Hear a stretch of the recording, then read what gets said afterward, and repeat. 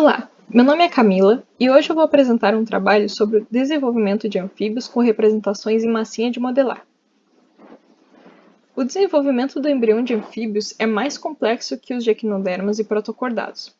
O ovo apresenta mais vitelo, sendo classificado como mesolécito. Apresenta um polo animal onde são encontrados o núcleo, organelas e, quando presente, o pigmento melanina, como no caso das rãs, e um polo vegetal com o vitelo.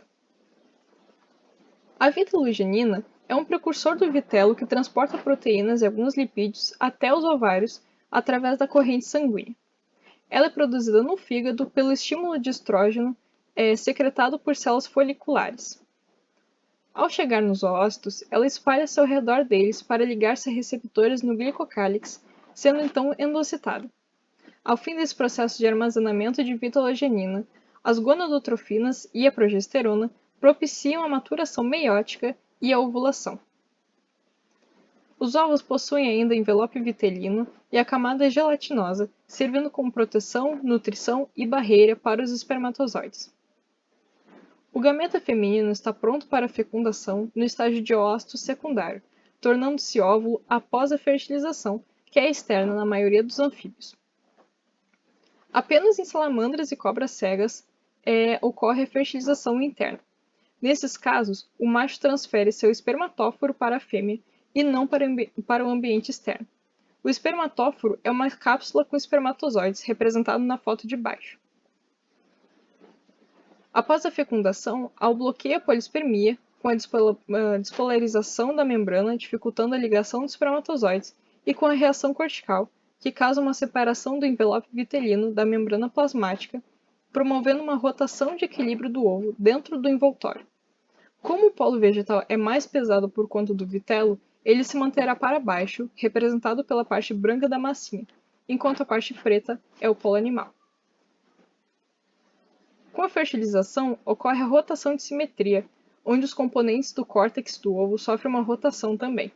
É possível perceber essa rotação no ovo de rãs, por exemplo, onde a melanina, que era presente apenas no polo animal do ovo, acaba dando uma inclinada de 30 graus para o lado do polo vegetal, que é a região representada pela cor amarela na massinha. Enquanto isso, o outro lado recua 30 graus, gerando uma área sem pigmento. Essa área é denominada crescente cinzento, representado pela parte cinza escuro na massinha. Agora, com essa rotação, é possível identificar o eixo dorso-ventral, tendo a região ventral, onde o espermatozoide entra no ovo, e a 180 graus dessa região, ao crescente cinzento, que formará a região dorsal.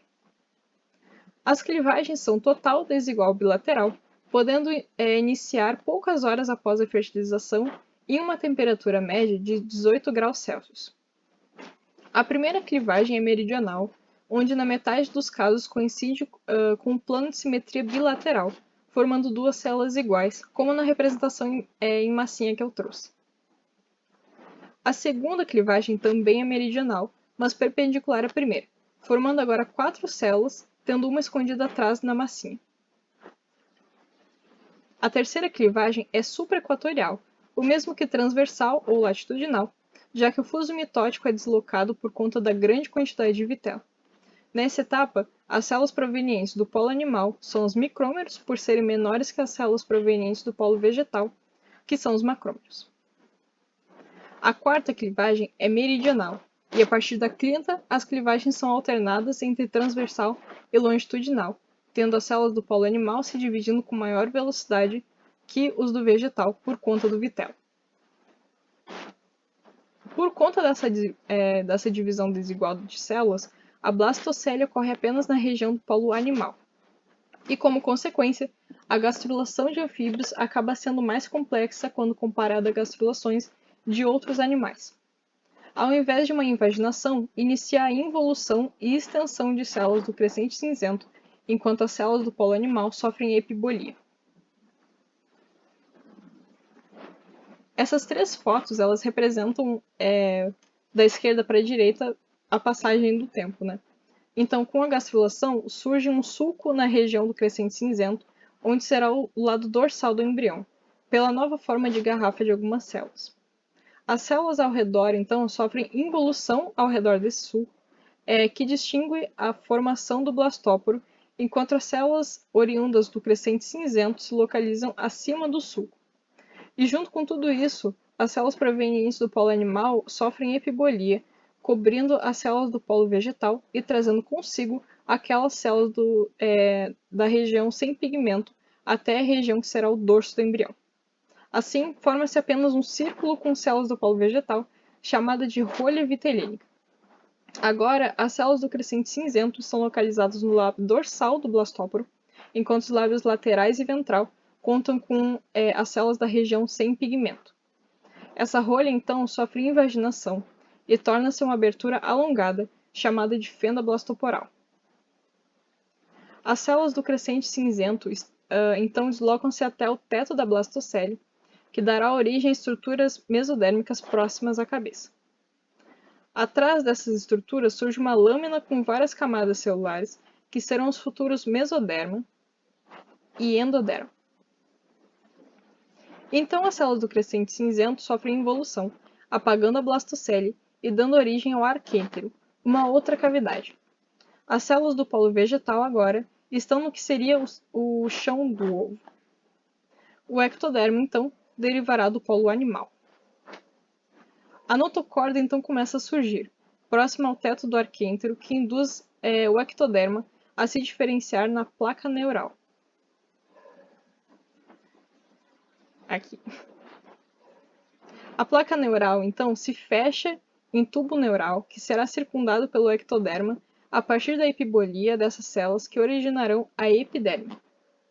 Uma certa quantidade de células neurais não vão até o tubo neural e acabam constituindo as cristas neurais, que servirão de molde para a origem da mandíbula e de cartilagens da face. Além disso, essas cristas, que localizam-se mais próximas ao tronco, se diferenciam em melanócitos, neurônios sensoriais, na ladeira dorsal e em outros derivados. Assim, além de originar a epiderme, o ectoderma ainda é importante na formação do sistema nervoso como um todo. O arquêntero passa então a ser circundado totalmente pelo endoderma, cujas células são provenientes do polo vegetal e que dará forma aos epitélios dos sistemas digestório e respiratório. As células que encontram-se nos lábios ventral e laterais do blastóporo involuem e colocam-se entre o ectoderma e o endoderma, dando forma aos mesodermas. Esses lábios eram presentes ainda durante a gastrulação, como na foto no esquema da direita. O primeiro mesoderma, o paraxial, forma como se fossem uns blocos chamados de somitos, também presentes em protocordados, que darão origem ao tecido muscular e ao esqueleto axial. O segundo mesoderma, que é o intermediário, dá origem ao sistema urogenital, enquanto o mesoderma lateral é dividido em somático e esplâncnico. E entre eles encontra-se o celoma, que será uma cavidade corporal. O somático, que é essa partezinha mais externa, se diferenciará em derme e esqueleto de membros, enquanto o esplâncnico, que é a região mais interna do celoma, se diferencia em sistema cardiovascular e tecido conjuntivo dos sistemas respiratório e digestório. Conforme a gastrulação e a neurulação se desenvolvem, o embrião é alongado no eixo antero-posterior, deixando compridinho, e cerca de 4 dias após a fertilização, os ovos eclodem, dando origem, enfim, à larva, que, cerca de 2 meses depois, terá sua metamorfose terminada. Bom, esse foi meu trabalho sobre o desenvolvimento de anfíbios. Obrigada pela atenção, e essas são as minhas referências. Obrigada.